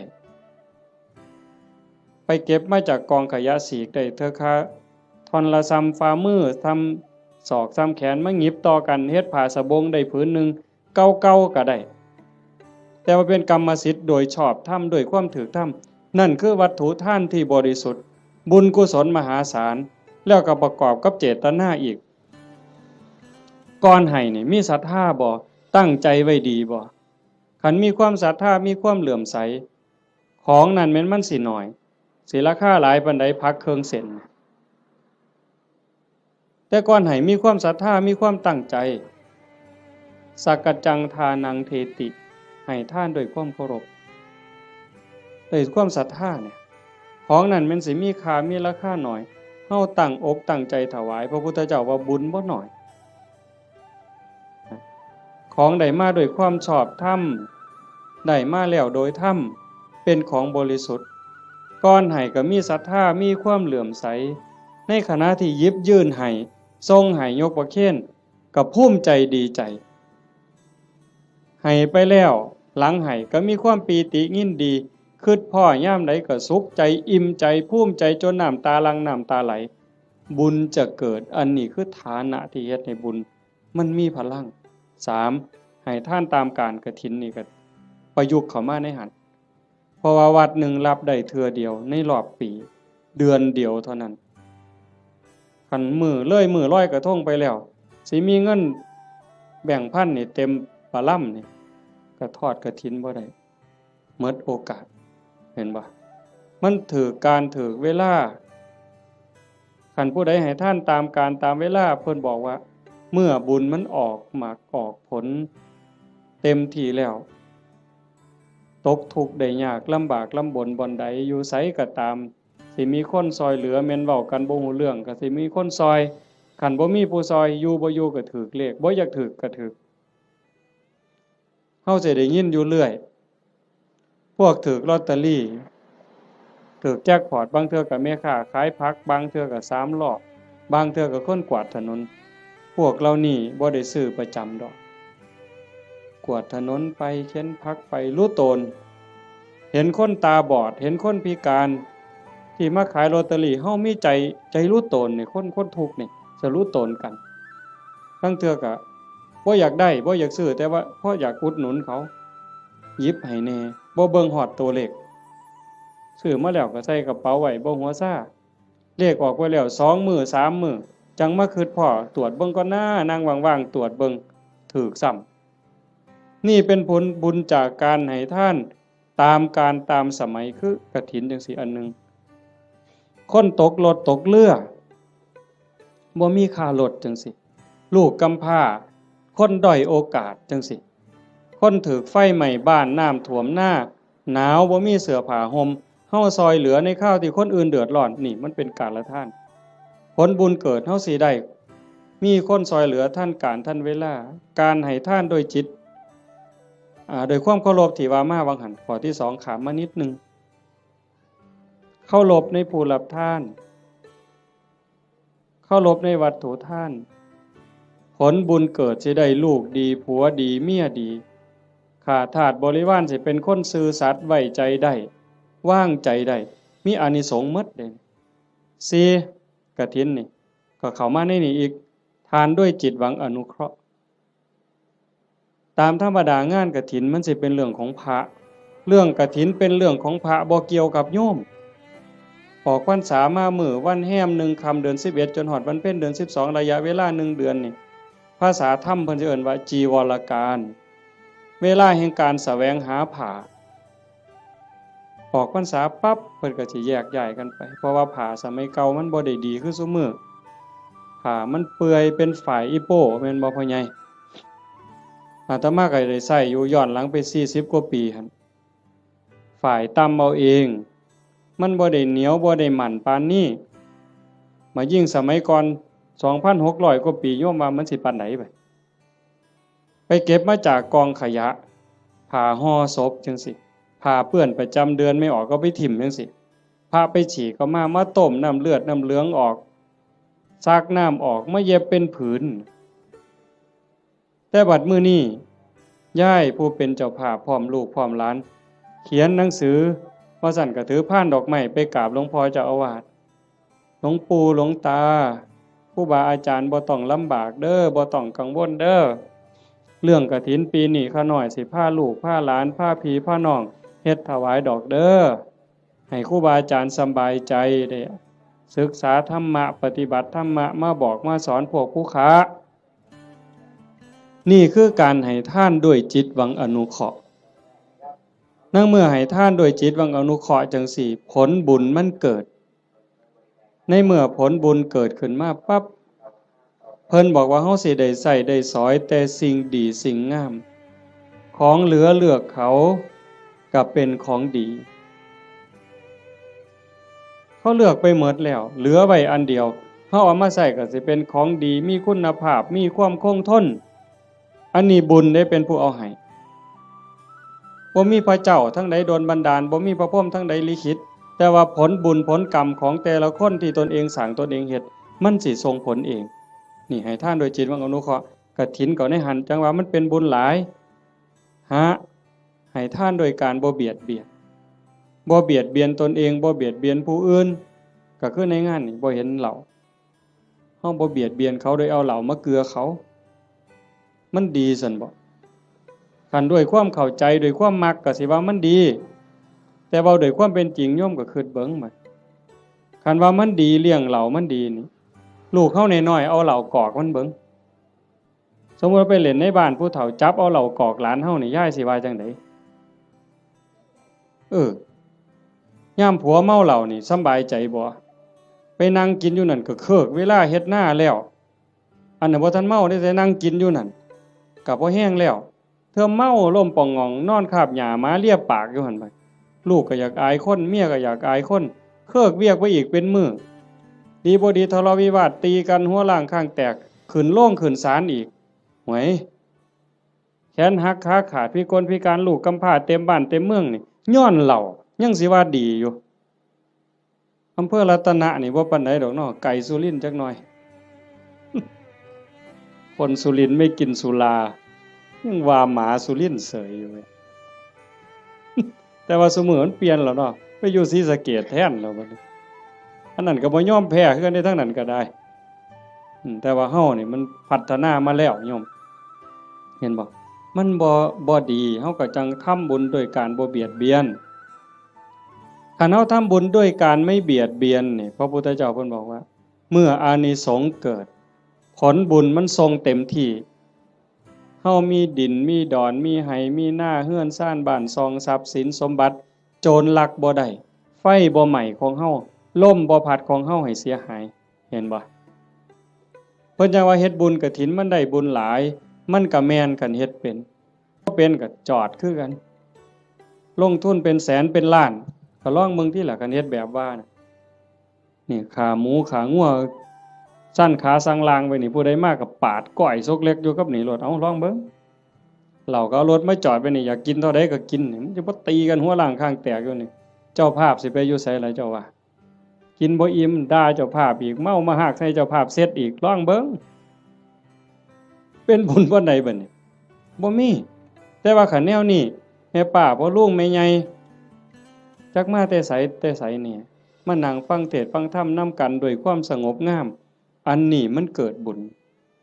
มื้อนี้จะเว้าเรื่องกฐินจักนิดนึงแต่ว่ามันจะได้บุญหลายแนวใดเขาเบิ่งเอาแต่ซ้ำสายตาเฮาเห็นคันเป็นบุญอย่างอื่นบุญแจกข้าวบุญอัฏฐาซื่อๆโยมก็บ่เฮ็ดคักปานนี้อันนี้เตรียมการโดนเป็นแห้มเดือนแห้มปีตั้งต่อเพราะว่าเฮาเชื่อว่ามันเป็นบุญ บอกลูกบอกหลานว่าลูกเอ้ยหลานเอ้ยทั้งลูกไผ่ลูกเขยหมู่เจ้าเก็บเงินเด้อออมเงินเด้อประหยัดแน่แม่สิพาเฮ็ดบุญกฐินหาพ่อใหญ่แม่ใหญ่หาปู่หาย่าหาพ่อผู้มีพระคุณในวงตระกูลเฮาอย่าสะเอาแต่สองนี่เด้บ่แม่นเพียงแค่ตาพ่อใหญ่ตาแม่ใหญ่พุทธบุญรัตน์อย่างเดียวพ่อแม่ในอดีตปู่ย่าตาทวดในชาติก่อนภพก่อนผัวชาติก่อนเมียชาติก่อนลูกเต้าเหล่าหลานแต่อดีตตลอดฮอดเจ้ากรรมนายเวรเฮาเอาพ่อใหญ่ตาแม่ใหญ่พุทธนี่เป็นหลักแล้วก็ต่อไปฮอดพวกที่เฮาบ่เคยฮู้จักนั่นคือพวกเหล่านั้นเพิ่นอาจจะรอคอยรับบุญรับกุศลที่โยมเฮ็ดอยู่เฮาจะบ่ขี้ทีแฮ่งให้แฮ่งได้อย่าไปเว้าเด้มันเรื่อยๆอยู่แม้แต่อยู่วัดครูบาเขารายการจังซี่หรือไปเทศน์บางหม่องยังมีอยู่ในความคิดจังซี่ว่าคันอุทิศไปให้ผู้อื่นมันสิบ่หมดบ่เพิ่นย้านบุญเพิ่นหมดเฮ็ดแล้วต้องเอาผู้เดียวคันกรวดน้ำอุทิศไปมันสิหมดบ่เพิ่นย้านบุญหมดจริงๆมันบ่หมดยิ่งให้ยิ่งได้ยิ่งให้ยิ่งหลายเฮาเบิ่งคือเฮาเตรียมกฐินผูกผ้าเตรียมอาสงฆ์เฮ็ดฝาเฮ็ดผ้าข้างหลังเฮ็ดสายลุงหาบักกล้วยบักอ้อยบักพร้าวตั้งอีหยังขึ้นมาไม่กวดหามากกกล้วยกกอ้อยหามากองกฐินนี่มันยิ่งใหญ่ความตั้งอกตั้งใจจังซี่มันก็ก่อให้เกิดบุญพอเฮาเฮ็ดด้วยศรัทธาเฮ็ดด้วยความเคารพเฮ็ดด้วยความตั้งใจนี่อานิสงส์มันหลายแล้วก็อีกอย่างหนึ่งหลังจากเฮานอกจากเฮาจะเฮ็ดด้วยความตั้งอกตั้งใจด้วยความศรัทธาแล้วประโยชน์มันเกิดกับพระพอประโยชน์เกิดกับพระที่เอิ้นว่าอานิสงส์เกิดกับพระแล้วมันก็ยังย้อนมาใส่โยมแม้แต่เฮาบ่เฮ็ดจังซี่อ่าอานิสงส์ที่มันเกิดจากการเป็นคนดีมีศีลมีธรรมที่เฮาเฮ็ดอยู่ประจำพระพุทธองค์เพิ่นก็บอกว่ามันมีอยู่4อย่างอันนั้นคือสากลสิใส่บาตรหน้าบ้านหน้าเรือนซอยเหลืองานสาธารณะจังซี่งานวัดงานโรงเรียนงานตำรวจงานอนามัยเฮาไปซอยด้วยความตั้งใจด้วยความจริงใจเพิ่นว่า1ชื่อเสียงอันดีฟุ้งขจรไปไกลก็แม่นอีหลีคันโยมเป็นคนดีมีจิตใจเอื้อเฟื้อต่อโลกต่อสังคม1ชื่อเสียงอันดีฟุ้งขจรไปไกล2คนดีย่อมคบหาดีดูดดีชั่วดูดชั่วพวกเล่นไพ่มันก็บ่ได้มาติดประกาศผู้ใหญ่บ้านบ่ได้ประกาศเอิ้นเด้มื้อนี้เด้อผู้ใดสิไปเล่นไพ่ไปส่งนั่นเด้อเขายังขาดขาอยู่ผู้ใหญ่บ้านบ่ได้ประกาศเด้ไปเองหมู่มันสิกินเหล้าก็บ่ได้เอิ้นประกาศมาเด้อตอนนี้มาแล้วเหล้าขาวก็มาแล้วเหล้าสีก็มาเบียร์ก็มาหมดทุกยี่ห้อฟ้าวมาบ่ได้เอิ้นไปเองมันดูดกันไปดีดูดดีชั่วดูดชั่วอันซุ่มไปวัดปฏิบัติธรรมนั่งสมาธิอันนี้ก็บ่ได้ยากคือกันไปแล้วบ่เฒ่าพร้อมแล้วบ่โทรศัพท์ถ้าค่อยได้เด้อไปโลดเห็นบ่อันนี้คือกันอานิสงส์ของคนเฮ็ดคุณงามความดีชื่อเสียงอันดีฟุ้งขจรไปไกล2คนดีย่อมคบหา3เป็นที่รักของมนุษย์และเทวดามนุษย์คือผู้มีใจสูงใจดีใจงามมีศีล5เต็มเปี่ยมมีกุศลกรรมบท10หวังดีต่อพี่ต่อน้องนั่นคือมนุษย์เป็นมนุษย์คนแล้วก็เทวดาคนมีหิริมีโอตตัปปะนอกจากมีศีลแล้วมีธรรมแล้วก็ยังอายซัวกลัวบาปเข้ามากำกับในใจอีกนั่นเป็นมนุษย์เทโวเทวดาคนยังเป็นนี่แหละ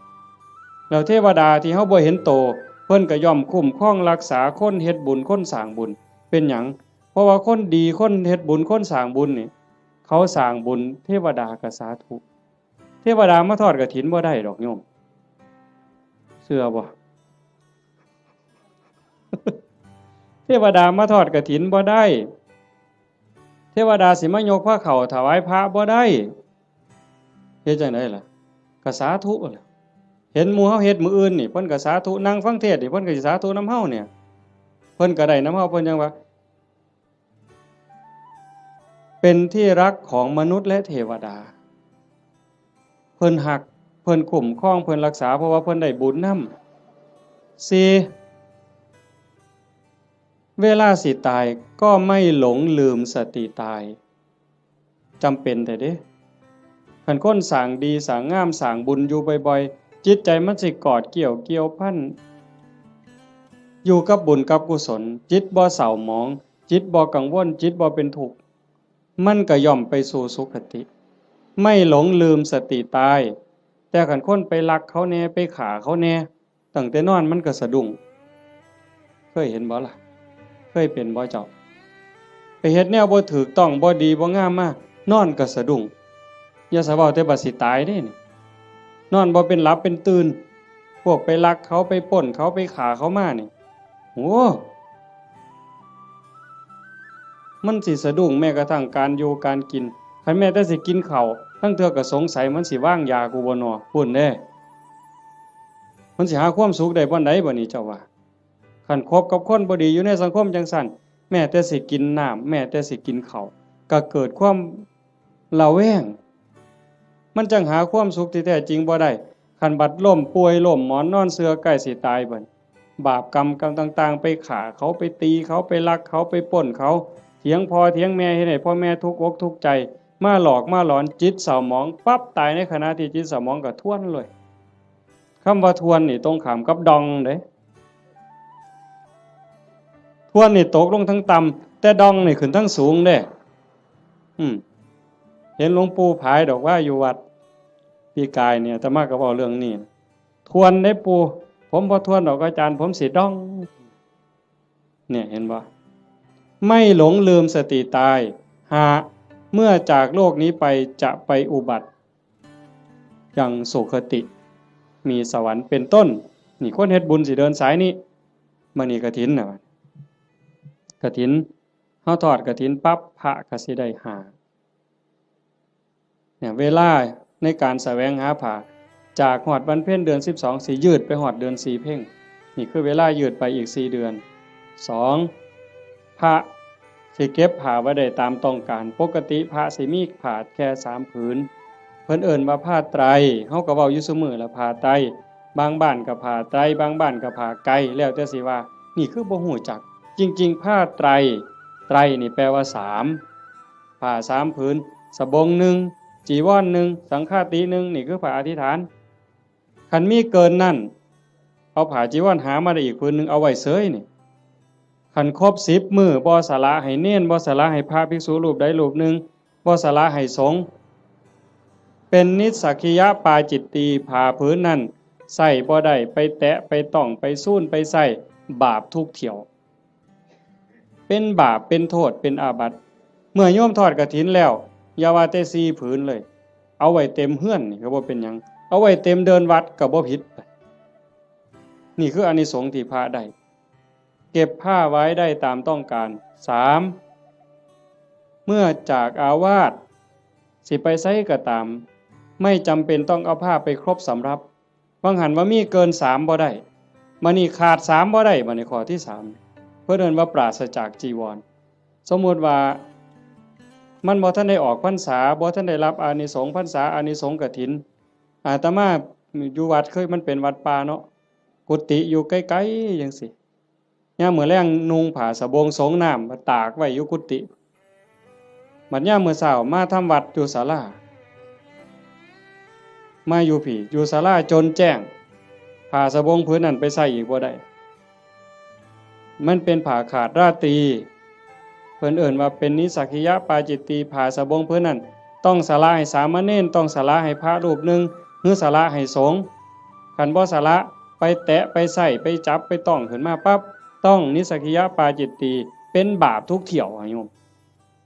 แต่ในเมื่อโยมทอดกฐินแล้วปั๊บได้รับอานิสงส์อย่าสว่าแต่อยู่ในวัดเอาผ้าถิ่มไว้ในวัดพูนไปเที่ยวเล่นอเมริกาเสยคิดม่วนพูนขี่ยานอวกาศไปเล่นดาวอังคารเสยบ่บาปบ่ผิดอานิสงส์ที่โยมทอดกฐินมันคุ้มครอง4 ฉันคณะฉันเป็นวงได้ฉันปรัมประฉันดูได้ที่จริงพระพุทธเจ้าเพิ่นขอร้องให้พระนี่ฉันในบาตรมันบ่ยากกับผู้อื่นแล้วก็ฉันเธอเดียวเฮาบ่ได้ทำให้ทำหน้าบ่ได้ไปแบกไม้ไงต่อหากินเองบ่ได้กินดูหลายโยมเขายากเมืองสิซะ ออกซื้ออาหารบ่ได้จังซี่แต่เมื่อโยมทอดกฐินแล้วปั๊บ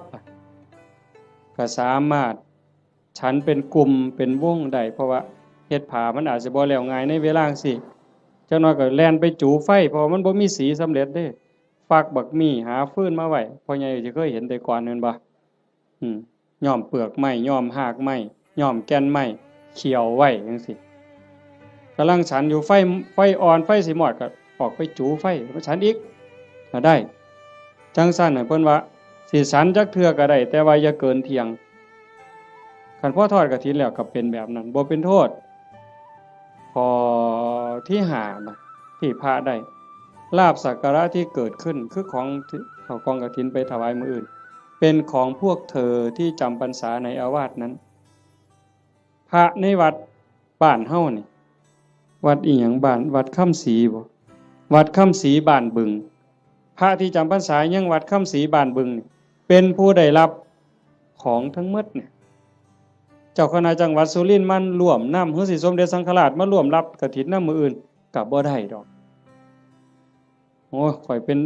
สังฆราชเด้อผ้าพื้นนี่ข่อยสิเอาดอกถูกใจแท้ๆบ่ได้เด้โยมบ่ได้นอกจากพระวัดเฮาสิตกลงปรงใจถวายจังสิได้เป็นของภิกษุที่อยู่ในวัดเรา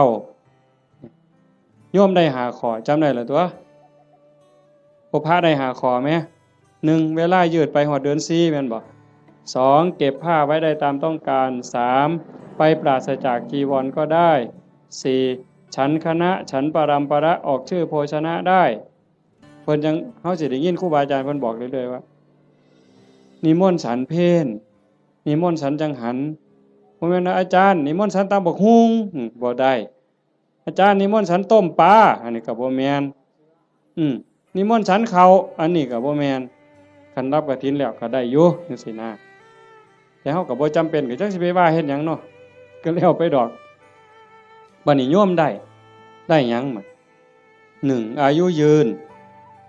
ผู้ทอดกฐินผู้ร่วมไปอนุโมทนากฐินสิได้ประโยชน์คืออานิสงส์1อายุยืนชาตินี้อาจจะท่านบ่ท่านก็บ่แน่บาปเก่ากรรมเก่าที่เฮ็ดไว้มันอาจกำลังส่งผลอยู่คันบุญเก่าบ่แห้งพอมันก็ต้องไปตามนั้นแต่คันเฮาเฮ็ดด้วยความตั้งใจชาติต่อไปพบต่อไปผลบุญมันตามทรงนี่1อายุยืนทั้งตัวเลข80ปี90ปี100กว่าปีแข็งแรงบ่แม่นนอนอยู่ในห้อง ICU ว่าอายุหลายปานใด100ปีพวกก็บ่พอใจดอกแนวนั้นเนาะนอนในห้อง ICU ให้อาหารทั้งสายอย่างหันใจเองก็บ่ได้ก็จักสิยืนไปหยังล่ะเว้ยแต่ก็บ่แม่นแต่ตัวเลขซ้ำนั้นผมก็ยืนผมบ่งอกง่ายบ่โลนง่ายจังซี่นะแขวก็ยืนบ่ขูบ่ลนบ่โยกบ่ค้อนนี่ตาก็ยืน70ปี80ปีห้อยก้นเข็มปั๊บแง่ปั๊บดึงจักโลดนั่นคือบุญเด้น่ะท่านผู้บุญบ่หลายบัดนี้ว้ายใส่แว่นสายตาตั้งแต่อยู่ประถมพี่อย่าสว่าแต่เข็มเย็บผ้าเลยเข็มเย็บกระสอบนี่ก็จ้อยหูล้มแข้งนี่ก็แง่บ่ถึกอยู่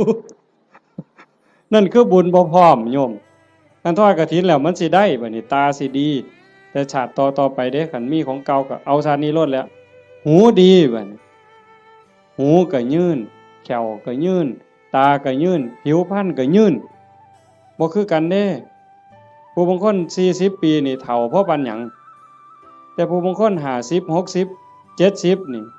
ผิวพรรณยังสดใสอยู่สีดำสีขาวก็ตามดอกแต่ว่าบ่เหี่ยวบ่ย่นหลายนั่นมันเป็นบุญทั้งหมดนะโยม1อายุยืนย้อนหยังยืนย้อนโยมถวายกฐินแล้วพระสามารถบ่เป็นโทษทางพระวินัยได้รับอานิสงส์ยืดไปฮอดเดือน4นี่คือมันตอบกันทันที2แม่เว้ย2โยมสิรวยย้อนหยัง ย้อนโยมทอดกฐินแล้วพระสามารถเก็บผ้าไว้ได้ตามต้องการโยมก็สิเป็นผู้ร่ำรวยด้วยโภคทรัพย์แก้วแหวนเงินทองเอียงต่างๆอย่างเว้ามาหั่นแหละ3โยมมีทรัพย์สินสมบัติขึ้นมาแล้วโจรลักบ่ได้ไฟบ่ไหม้ลมบ่พัดพระราชาบ่ยึดเขาเป็นของหลวงเป็นหยังย้อนโยมทอดกฐินแล้วพระเพิ่นสามารถไปปราศจากจีวรเอาผ้าไปบ่ครบก็ได้พระวินัยบ่ผิดบ่พลาดตรงนั้นคุ้มครองทางโทษพระวินัยให้ก็เลยเกิดมาคุ้มครองทรัพย์โยมอานิสงส์มันว่าคุ้มครองตรงนี้โยมถวายกฐินแล้วพระรับผ้าไว้ได้ตามต้องการก็เฮ็ดให้โยมรวย4โยมทอดกฐินปั๊บพระฉันเป็นวงได้ฉันปรัมปราออกสื่อโภชนาได้โยมสิได้รับอานิสงส์บ่ต้องศาสตราบ่ต้องอาวุธบ่กินของแสลงบ่ต้องยาผิดแม้กระทั่งเขาเจ้าว่างยาใส่ยาเฮาก็สิปลอดภัยพุ่นเด้บ่ผิดกระบูนเป็นโรคภัยเจ็บไข้ได้ป่วยสิบ่เป็นกินของแสลงบ่ผิดโรคจากอาหารการกินเหล่านั้นอันนี้คืออานิสงส์จากการได้ทอดกฐินข้อที่4ข้อที่5คันเฮาเกิดมาเป็นผู้หญิงชาติต่อไปพบต่อไปสิงามหน้าตาดีผิวพรรณดีสวดทรงดีเฮาสิเคยเห็นผู้บางคนงามงามหน้าตางามแต่ว่าหุ่นบ่ดีสวดทรงบ่ดีบางเทื่อหน้าตางามแต่ว่าแขนรีบเนี่ยมันบ่เกิงกันผู้บางคนหน้าตางามแต่ว่ารูปร่างบ่ดีผู้บางคนรูปร่างดีดีเด้อบางทั้งหลังห้วยบ่แม่นสิแม่นนางงามจักรวาลซั่นบ่แงกหน้ามาว่าแม่นยักษ์สดน้ำร้อนมันเป็นจังไดยายมันเป็นจังไดยักษ์สดน้ำร้อนนี่เขาบ่เคยเห็นดอกเว้ยคันเห็นแต่อยู่หน้าโบสถ์ตั้งแต่มันยืนอยู่มันก็เป็นตางึดแม่งคันมันสดน้ำร้อนอีกมันสิเป็นแนวใดเนาะอันนั้นแต่คันเฮาทอดกฐินแล้วเป็นผู้หญิงข้อที่5นี่อานิสงส์ข้อที่5สิงามคันเกิดเป็นผู้ชายชาติใดชาติหนึ่งคันได้เกิดพร้อมพระพุทธเจ้าสมัยที่มีพระพุทธเจ้ายังทรงมีพระชนมายุอยู่สิได้ฟังธรรมต่อเบื้องพระพักตร์ฟังเทศน์ที่พระพุทธเจ้าเทศน์ให้ฟังแล้วสิได้บรรลุธรรมแล้วขอบวชพระพุทธเจ้าบวชให้พระพุทธเจ้าเป็นอุปชฌาย์คันบอกภาษาเฮาเอหิภิกขุอุปสัมปทานั่นคืออานิสงส์จากการทอดกฐินมันบ่น้อยเด้โยมจังซั่นจังพากันตั้งอกตั้งใจเด้อลูกเต้าเราหลานก็ตามเด็กเล็กเด็กน้อยก็ตามโยมไม่ออกผู้เป็นเจ้าภาพหลักตุ่มพี่ตุ่มน้องถือว่าเป็นประมุขเป็นประธานเป็นหัวหน้าเทวดาให้เฮ็ดใจให้ม่วนๆบ่ได้เฮ็ดดูปานใดดอกปีนี้อาตมาก็จะเฮ็ดอยู่หลังจากแล้วอยู่วัดวันที่21 22ถอดอยู่วัดวันที่25อาตมาสิไปถอดอำเภอเสรภูมิจังหวัด101ก็อยากได้คือกันนะโยมอยากเฮ็ดบุญคือกันก็พยายามมีโอกาสบ่ใดก็จะเฮ็ดให้เฮาได้ตั้งอกตั้งใจรักษาใจเจ้าของนี่จากนี้ไปให้มันงามๆไผสิว่าจังได๋ก็สร้างสิเกิดอิหยังขึ้นก็ให้ใจเฮาสงบให้ใจเฮางามเพื่อมันสิเป็นแรงเกื้อหนุนส่งจิตวิญญาณเฮาให้ไปที่ดีที่งามไปสู่ที่ชอบที่สุขตินอกจากนั้นเฮาก็มีความหมายหมั่นปั้นมือว่าสิอุทิศบุญกุศลให้บุคคลผู้มีพระคุณเป็นพ่อเป็นแม่ปู่ย่าตายายผู้มีพระคุณทั้งหลายที่เฮาฮักเฮาแพงตลอดถึงเจ้ากรรมนายเวรที่ว่าไปว่าหั่นว่าได้เฉพาะปรัตถตูปชีวีอันนั้นคือได้ทันทีแต่นอกจากนั้นสิเป็นสัตว์นรกก็ตามเป็นเปรต11จางนั่นชนิดนั้นก็ตามอสุรกายสัตว์เดรัจฉานเทวดาอินทร์พรหมคันเพิ่นได้เห็นการกระทำที่งดงามคือโยมเฮ็ด1 ชั่วโมงกับ25 นาที20 กว่านาทีที่เฮาฟังธรรมมานี่เฮาเงียบเฮาสงบเฮาตั้งใจมองนี่บ่ว่าดวงจิตดวงใดดวงวิญญาณดวงใดก็แล้วแต่สิล่องลอยมาพบมาพ้อมาเห็น อดบ่ได้ย่อมอ่อนซ่อนย่อมอนุโมทนาเพิ่นสิได้นำเฮาตอนเพิ่นอนุโมทนายินดีนำอ่อนซ่อนนำอันนี้นักปราชญ์ก็ยกย่องบัณฑิตก็สรรเสริญแม่นพระพุทธเจ้ามาพบมาพ้อเฮานั่งฟังเทศน์สมโพธิกองกฐินอยู่จังซี่พระองค์ก็ย่อมอนุโมทนาสาธุจังซั่นจังว่าบุญตรงนี้เกิดแน่ๆเกิดหลายซ้ำเด้บ่แม่นแต่อาตมาเว้าโยมได้ไหว้พระโยมได้ถวายทานโยมได้สมาทานศีลได้ฟังพระเพิ่นสวดมาติกาสักบงสุกุลเฮาได้ฟังเทศน์ฟังธรรมด้วยความเคารพอันนี้คือกิริยาอาการที่เป็นบุญปุญญกิริยากุศลกิริยามันกลายเป็นบุญเป็นกุศลให้โยมเฮ็ดไปเรื่อยๆจนกว่าสิบ่มีลมหายใจบ่อิ่มบ่เต็มบ่เพียงบ่พอง่ายอย่าว่าพอแล้วล่ะอย่าว่าพระพุทธเจ้าตรัสรู้เป็นพระสัมมาสัมพุทธเจ้าแล้วมีมื้อใดที่พระพุทธเจ้าบ่เฮ็ดบุญบ่เป็นแบบเป็นอย่างบ่สอนธรรมแม้กระทั่งลมหายใจสุดท้ายสิมาถึงนอนเหยียดลงแล้วที่สารวโนทยานเมืองกุสินาราก่อนใจสิดับลงพระองค์ก็ยังได้ตรัสสังขารทั้งหลายมีความเสื่อมไปเป็นธรรมดาเธอทั้งหลายจงตั้งตนในความไม่ประมาทประโยชน์ตนก็อย่าประมาทประโยชน์คนอื่นก็อย่าประมาทประโยชน์ทั้งสองฝ่ายก็อย่าประมาทให้รีบสร้างรีบทำเห็นบ่เฮาก็คือกันโยมท่านก็เฮ็ดศีลก็รักษาภาวนาก็ภาคเพียรอ่อนน้อมถ่อมตนต่อผู้หลักต่อผู้ใหญ่ผู้เฒ่าผู้แก่พระสงฆ์องค์เน้นซอยขนขวายในกิจที่ชอบอันใดที่เป็นประโยชน์ออกเหงื่อออกแห้งซอยกันเฮ็ดช่วยขนขวายในกิจที่ชอบฟังธรรมแสดงธรรมอนุโมทนาบุญอุทิศส่วนบุญทำความเห็นในถูกต้องถูกตรงอย่างน้อยๆเชื่อว่าบาปมีบุญมีชาติหน้าชาติก่อนนรกสวรรค์มีจริงอันนี้คือต้นเหตุสาเหตุทางเกิดแห่งบุญจึงขออนุโมทนาสาธุกับญาติโยมสุโขสุคนเด้อท้ายที่สุดก็ขอรัตนะอ้างอิงเอาอำนาจแห่งคุณพระศรีรัตนตรัยคุณของพระพุทธเจ้าพระธรรมพระสงฆ์และอำนาจแห่งบุญกุศลคุณงามความดีที่มีทั้งหมดทั้งมวลในสากลจักรวาลจงหลอมร่วมมาเป็นตบะเป็นเดชะเป็นพลวปัจจัยอำนวยหนุนส่งไปถึงดวงจิตวิญญาณของโยมพ่อใหญ่ตาแม่ใหญ่พุทธบุญรัตน์ตลอดถึงญาติโกโหติกาปู่ย่าตายายผู้มีพระคุณทั้งหลายสรรพสัตว์ทั้งหลายเจ้ากรรมนายเวรของญาติโยมทั้งหลายหากว่าสามารถรับรู้รับทราบได้ด้วยตนเองก็จงอนุโมทนาสาธุรับเอาหากบ่สามารถสิรู้ทราบได้ด้วยตนเองก็ขอฝากข่าวบุญข่าวกุศลที่โยมพ่อใหญ่อ่อนแม่ใหญ่สมศรีสมบัติโยมภาวิรัตน์วิภารัตน์โยมทวิศักดิ์สาฤทธิ์ดีโยมพ่อใหญ่สังงาโยมกาญจนาโยมสิริพรโยมกิตติบุญรัตน์โยมชูชาติผลกังวานโยมแม่ใหญ่สมบูรณ์กตศิลาโยมประจวบโยมมณีรัตน์สมุทรหลาโยมหานโยมชาญชัยโยมดวงธิดากตศิลาโยมพรณภากตศิลาโยมไกรสอนโยมจันทิราตะการจันทร์พร้อมทั้งญาติโยมหมดสุขุสุคนได้สร้างได้ทำในข้าวครั้งนี้ฝากไปกับปวงเราเทพเทวดานางธรณีภูมิญาณวิถีอันเป็นทิพย์จงนำข่าวบุญส่วนนี้ไปแจ้งแก่ดวงจิตวิญญาณพ่อใหญ่ตาโยมแม่ใหญ่พุทธบุญหลาดพร้อมทั้งปู่ย่าตายายผู้มีพระคุณบุคคลอันเป็นที่รักของท่านเจ้าภาพของญาติโยมทั้งหลายให้ได้รับรู้รับทรา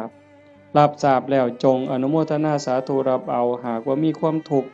ก็ขอบุญกุศลส่วนนี้จงถ่ายถอนให้ได้พ้นไปจากความทุกข์หากว่ามีความสุขดีอยู่แล้วก็ขอให้ได้มีความสุขยิ่งขึ้นไปสุดท้ายขอบุญกุศลเหล่านั้นจงสะท้อนย้อนกลับมาปกปักรักษาคุ้มครองญาติโยมสุขสุขคนให้เป็นผู้แกล้วกล้าอาถรรพ์ร่าเริงในการสร้างบุญสร้างกุศลสร้างคุณงามความดีให้ยิ่งขึ้นไปให้เป็นผู้เจริญงอกงามในจตุรพิธพรชัยคืออายุวันนะสุขภละปฏิภาณธรรมสารสมบัติเป็นผู้มีสัมมาทิฏฐิมีโอกาสประพฤติธรรมปฏิบัติธรรมให้ได้เข้าถึงธรรมที่บ่ทันได้เข้าถึง ได้หู้แจ้งธรรมที่บ่ทันได้หู้แจ้งจนสามารถนำตนให้พ้นทุกข์ได้มีความสุขกายสุขใจปรารถนาสิ่งหนึ่งประการใดหากเป็นไปโดยชอบประกอบด้วยธรรมก็ขอให้ความหวังความปรารถนานั้นจงสำเร็จทุกๆประการโดยทั่วกันทุกท่านทุกคนเทอญ